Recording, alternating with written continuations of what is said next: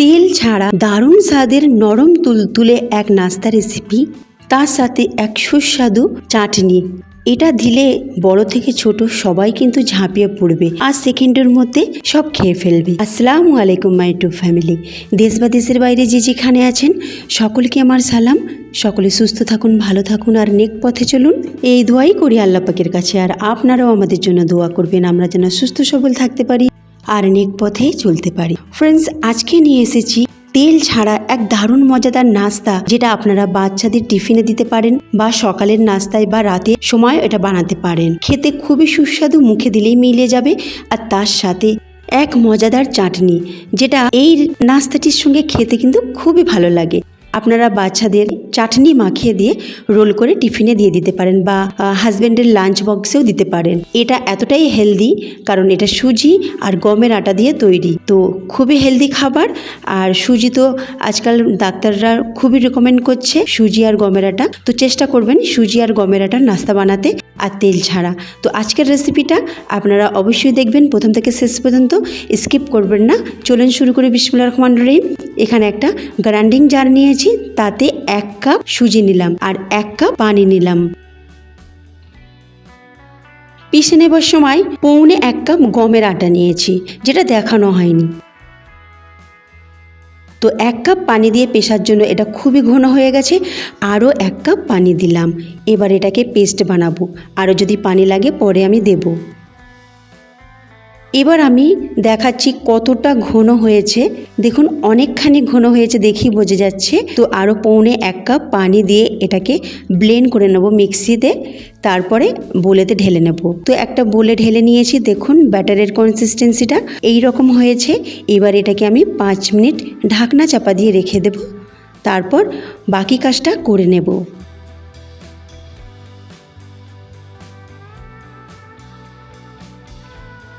এখানে গ্যাসে একটা কড়া বসিয়েছি, তাতে 3টে মাঝারি সাইজের টমেটো দিলাম, 5-6টি রসুনের কোয়া আর একটা শুকনো লঙ্কা আর প্রয়োজন মতো পানি। আমি এটাকে সিদ্ধ হতে দেব। এটাকে কম আঁচে 5 মিনিট সিদ্ধ করব।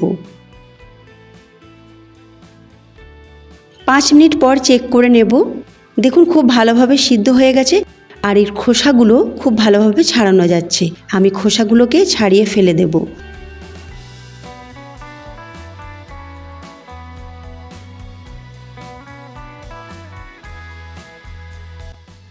এবার গ্যাসের ফ্লেমটা বন্ধ করে এটাকে ঠান্ডা হতে দেব। ঠান্ডা হয়ে গেলে গ্রাইন্ডিং জারে এটাকে পিষে নেব।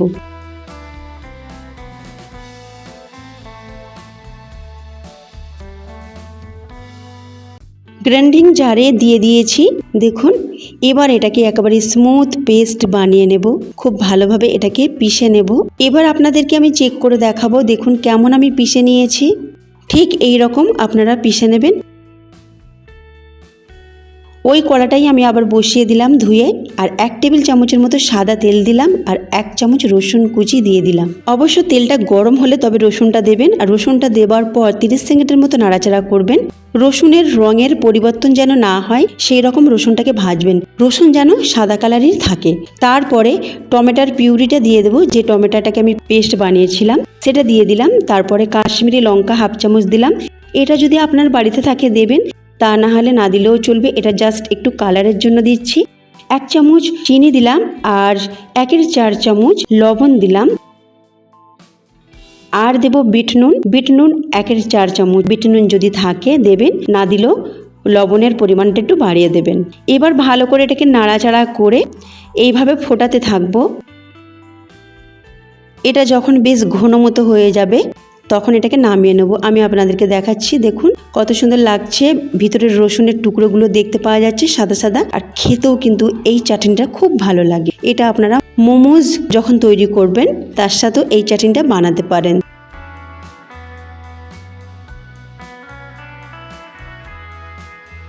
এবার চাটনিটাকে আমি একটা বাটিতে ঢেলে নিচ্ছি।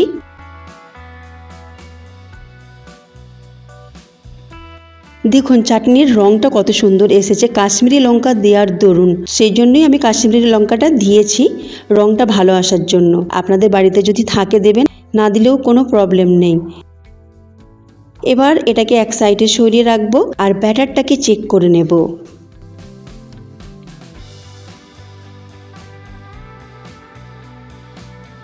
ব্যাটারটাকে একটু নাড়াচাড়া করে দিচ্ছি, কারণ রেস্টে রাখা হয়েছিল, একটু তলায় বসে গিয়েছে। এবার আমি এতে কিছু উপকরণ অ্যাড করব।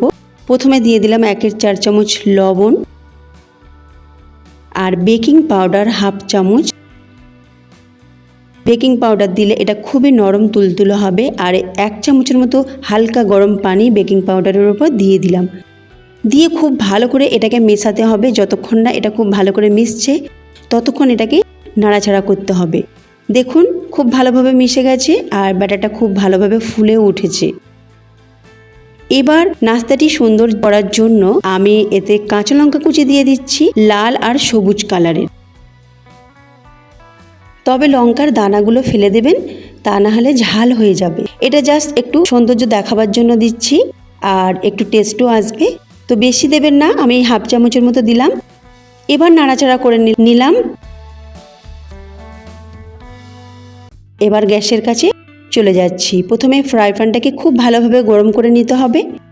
তারপরে গ্যাসের ফ্লেমটা মাঝারি রাখবো আর 1 চামচের মতো ব্যাটার মাঝখানটায় দিয়ে দেব আর ঢাকনা চাপা দিয়ে গ্যাসের ফ্লেমটা জোর করে এটাকে সিদ্ধ হতে দেব প্রায় 30 সেকেন্ডের মতো। জোর আছে, এটার সময় বেশি নেয় না আর খুব তাড়াতাড়ি হয়ে যায়।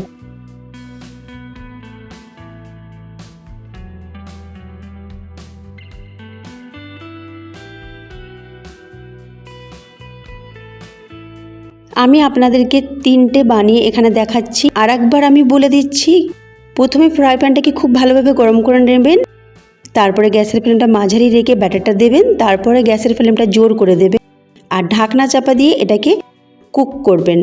আর 30 সেকেন্ডের মতোই সময় লাগে, ওর থেকে বেশি লাগে না।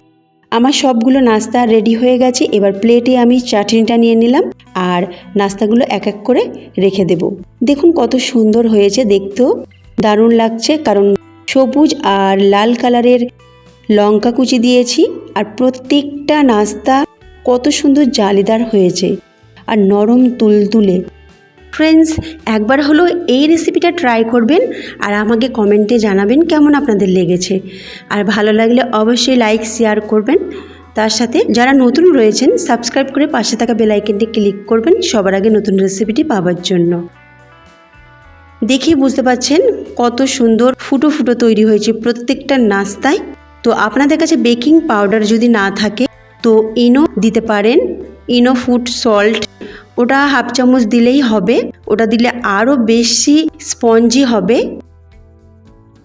আর আমি আপনাদেরকে ছেড়েও দেখাচ্ছি, দেখুন কত নরম তুলতুলে হয়েছে আর খেতেও কিন্তু খুবই ভালো হয়েছে। তো আজকে এই মতোই রইলো, আমি আবার ফিরে আসছি নতুন একটা রেসিপি নিয়ে। আল্লাহ হাফিজ।